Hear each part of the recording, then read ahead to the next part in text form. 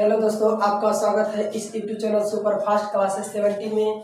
और आज मैं लेकर आया हूँ 12th क्लास का हिंदी कारवक और इसको किस तरह से ट्रिक से याद करते हैं। दोस्तों आइए एक ही वीडियो में आपका कारवक चैप्टर खत्म करने वाले हैं, तो आइए हमारे साथ जुड़ रहे हैं।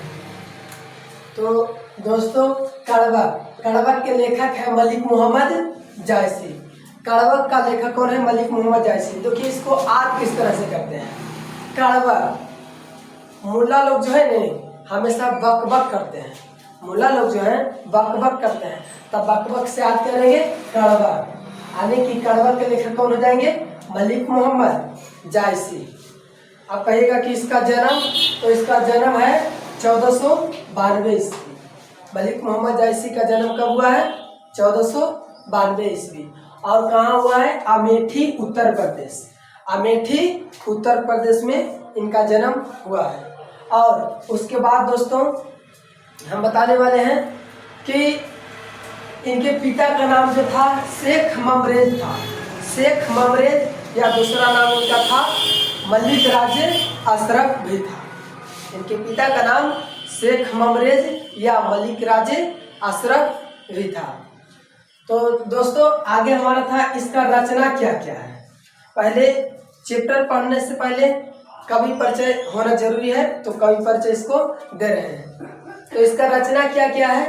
तो रचना है पद्मावत, अखरावट, आखिरी कलाम। कौन कौन है? तीन को इनका मेन रूप से है, पद्मावत, अखरावट और आखिरी कलाम। ऐसे और भी है, लेकिन मुख्य रूप से तीन को माना गया है, पद्मावत, अखरावट, आखिरी कलाम। उसके बाद दोस्तों हम लोग जो है मलिक मोहम्मद जायसी को फकीर के नाम से भी जानते हैं, यानी कि उनको कह सकते हैं कि फकीर कहा जाता था। मलिक मोहम्मद जायसी को फकीर भी कहा जाता था। और उसके बाद दोस्तों हमारा है कि उन्हें प्रेम के पीर कवि भी माना जाता था। मलिक मोहम्मद जायसी को प्रेम के पीर कवि माना जाता है। कैसे कवि है? प्रेम के पीर कवि है। और इनका मृत्यु जो है 1548 ईस्वी में, 1548 इनका मृत्यु है। और यह जो है अवधी भाषा के कवि है। कैसे भाषा कवि है? अवधी भाषा के कवि है। तो इस प्रकार हमारा मृत्यु हो गया 1548। 1548 हमारा मृत्यु हो गया दोस्तों।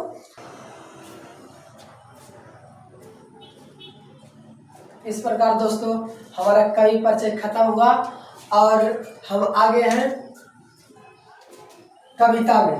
तो दोस्तों सबसे पहला कविता है, एक नैन कवि मोहम्मद गुनी, सोई विमोहा जय कवि सुनी, चांद जैस जग विधि अवतारा, दिनहि कलंक किन्हीं उंजारा। तो दोस्तों हमारा इस लाइन का अर्थ होता है कि एक नैन कवि मोहम्मद गुनी, हमारा कवि मोहम्मद जो है एक नैन होते हुए भी वह गुणवान है। ठीक उसी प्रकार गुणवान है जिस प्रकार चांद में कलंक होते हुए भी वह उजियारा करता है। रात का सूरज हम लोग जानते हैं कि चांद होता है, तो मोहम्मद कवि उसी प्रकार गुणवान है जिस प्रकार हमारे चांद में कलंक होते हुए भी वह उजियारा करता है। ठीक उसी प्रकार हमारे कवि भी गुणवान है। तो दोस्तों तीसरा लाइन का जा रहे हैं, जग सूझा एक ही नैनाहा, हुआ सुख अस नखत माहा, जो लही अब ही दाग न होई, तो लही सुगंध बसाई न सोई।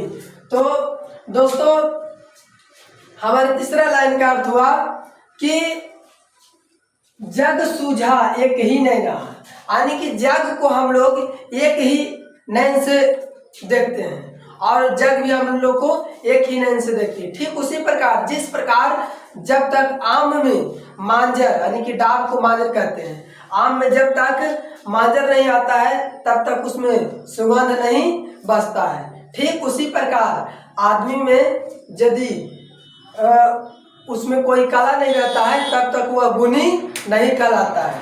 ठीक उसी प्रकार नहीं कहलाता है जिस प्रकार हमारा आम में मांजर नहीं आता है तब तक वह गुणी नहीं कहलाता है।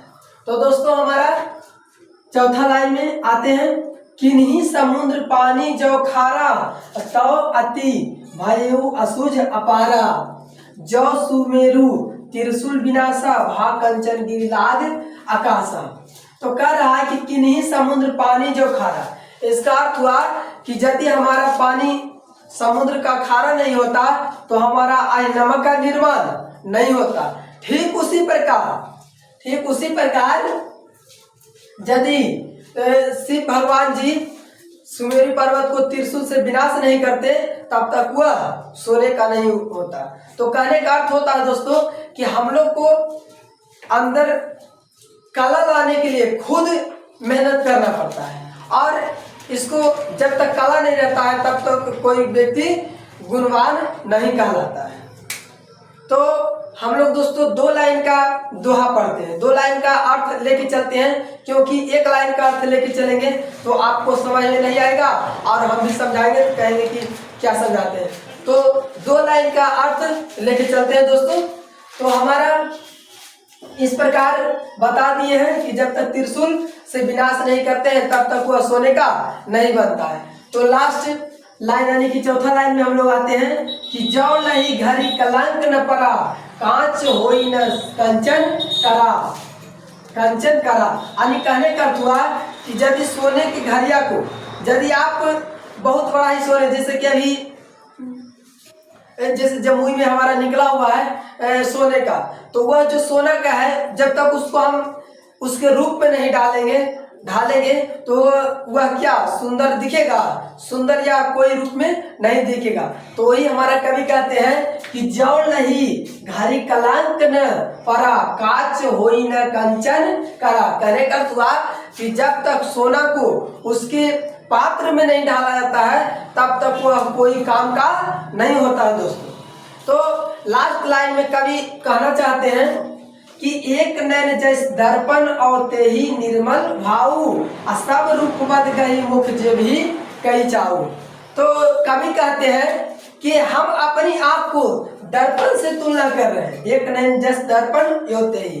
कवि कह रहे हैं कि हम अपनी आंख को दर्पण के जैसा स्वच्छ मानते हैं, क्योंकि दर्पण हमेशा स्वच्छ प्रतिबिंब दिखाता है। उसी प्रकार हम भी जो है दर्पण के जैसा स्वच्छ हैं। और कोई भी रूपवत गई, कोई भी रूपवान यदि हम मोहम्मद कवि को देखता है तो रूपवान होते हुए भी मुझे याद करेगा। क्यों?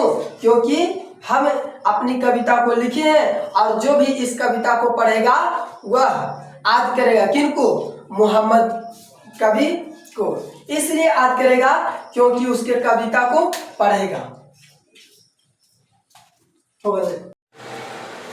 इस प्रकार दोस्तों हमारा दूसरा कहावत का पाठ है। तो देखिए दोस्तों, मोहम्मद, इसमें हमारे कवि बताने जा रहे हैं कि मोहम्मद यही कवि जोरी सुनावा, और सुना जो प्रेम पीर गावा, जोरी लाई रखत के ले गाढ़ी प्रीत नैन जल गई। दोस्तों पहले ही बोल चुके हैं कि हम 2 लाइन का दोहा लेके चलते हैं, 1 लाइन कर लेके चलेंगे तो आपको भी समझ में नहीं आएगा। तो 2 लाइन के लेके चलते हैं कि मोहम्मद यही कवि जोरी सुनावा, सुना जो प्रेम पीर गावा, जोरी लाई रखत के ले गाढ़ी प्रीत नैन जल गई। कहने का अर्थ हुआ कि यह जो कविता है जो भी सुनता है, मलिक मोहम्मद जैसी का कवि पहले ही बोल चुके हैं कि यह प्रेम के पीर कवि है, और जो भी इस कविता को सुनता है वह प्रेम के पीर हो जाता है, अर्थात प्रेमवादी हो जाता है। और यह जो कविता मलिक मोहम्मद जैसी लिखते हैं तो जोरी लाई रकत के लिए, यानी कि यह कविता अपनी रक्त के हर कर्ण से उसको सींच के लिखते हैं। और जल भी, जल मतलब नैन, नैन का जो आंसू होता है उसको रक्त में मिलाकर लिखते हैं। तो कहते हैं कि इस प्रकार हम अपनी प्रेम से इसको लिखते हैं, तो जो भी इस कविता को पढ़ेगा वह प्रेम के दीवाना हो जाएगा। तो दोस्तों बताते हैं कि हम अपनी कविता को रक्त के हर कण से लिखते हैं। अब हमारा दूसरा पाठ आ रहा है कि औ मन जानी कबित यस किन्हा मकु यह रहे जगत मह चिन्हा कहाँ सो रतन से यस राजा कहाँ सुबह असी बुद्धि उपराजा। कहने का अर्थ दोस्तों हमारे बता रहे हैं कि वो मन जानी कबित यस किन्हा मकु यह रहे जग मह चिन्हा। मकु मतलब मरना। कहने का अर्थ हमारे बता रहे हैं कभी कि यो मन जानी यानी कि हमारे मर जाने के बाद हमारा कुछ रहता नहीं है, बस हमारा गुण रहता है। और जो हम कविता या किसी भी चीज को धरती पर छोड़ के जाते हैं वही रहता है और कुछ इस दुनिया में रहता नहीं है।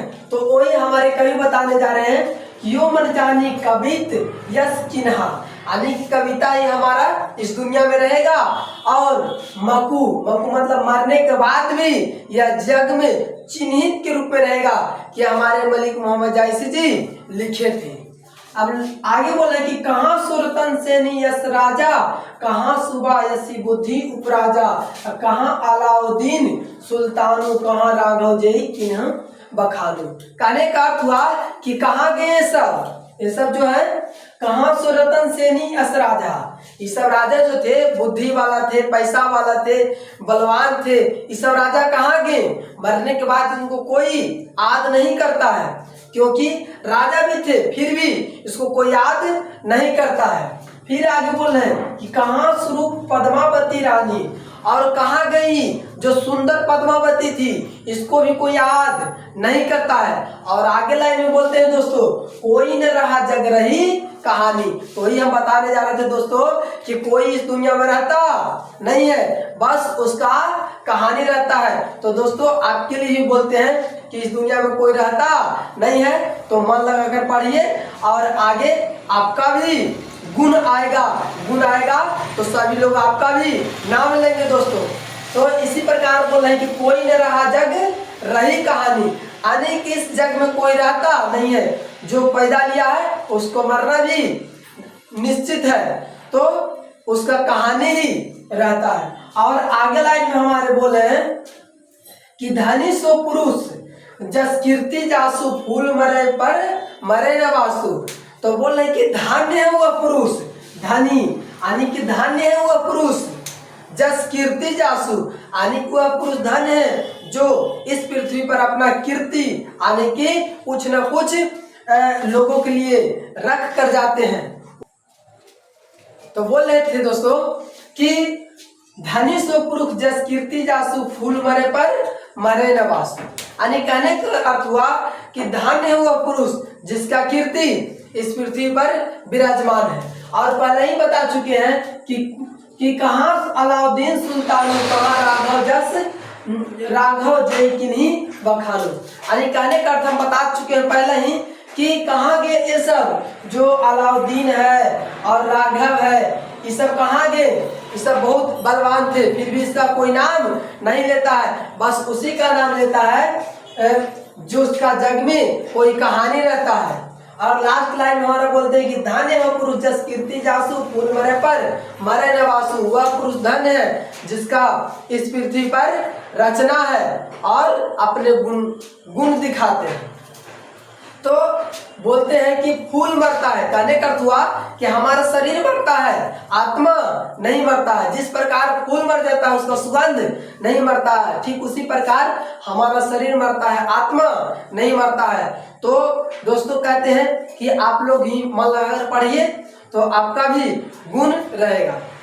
अब लास्ट में हमारे बोलते हैं केई न जगत जस बेचा केई न जगत लीन्ही जस मोल।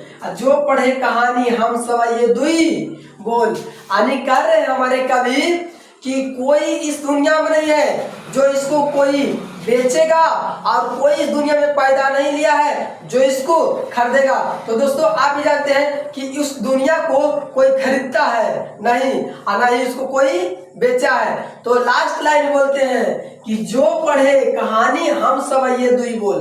कहने का अर्थ कवि का हुआ कि जो भी इस कविता को पढ़ेगा वह हम सब ये को दो शब्द में याद रखेगा कि वह भी व्यक्ति मलिक मोहम्मद जायसी थे जो हम लोग के लिए कुछ ज्ञान की बातें दे चुके थे।